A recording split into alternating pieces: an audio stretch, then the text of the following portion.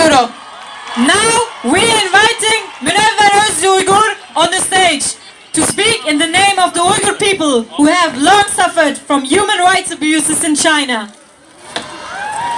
الآن عندنا الأخت سيدة هي منور أوزيغور وهي أتت من شرق تركستان وتعرفون أنتم هم الذين يعانون من الاعتداء وتعذيب ومنذ سنوات يواجهون مشاكل سياسية في بلادهم فلتتفضل مشكورة.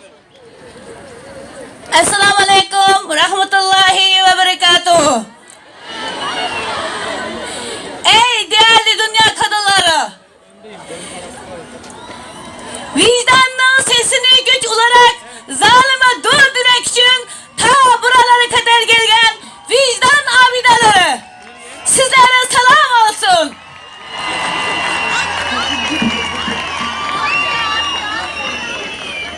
Sizlere dünya medeniyet besiği olan Doğu Türkistan'dan ne kadar mazlum olsa da yılmayan, baş eğmeyen, imanından, hak davasından vazgeçmeyen Müslüman Doğu Türkistan kadınlarının selam getiriyorum.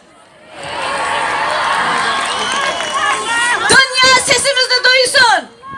Dünya sesimizi duysun. Zalimler sesimizi duysun. Baş eğmeyeceğimizi duysun.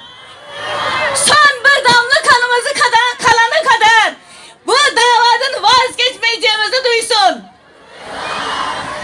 Biz Suriye hapishanelerde işkence gören hanım kardeşlerimizden zulümden kurtaranına kadar onlarla her zaman el ele omuz omuzayız.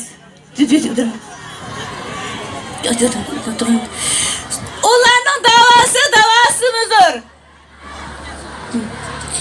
Ey kendilerini medeniyet abileri sananlar! Kadınlara zulüm yaparak medeniyet ahli olamazsınız. Kadınlara zulüm yaparak kendilerini dünya sahibi sanayanlar yanılıyorsunuz.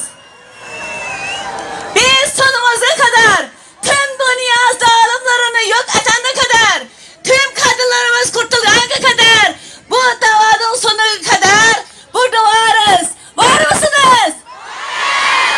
Esselamu Aleyküm Rahmetullahi ve Berekatuhu.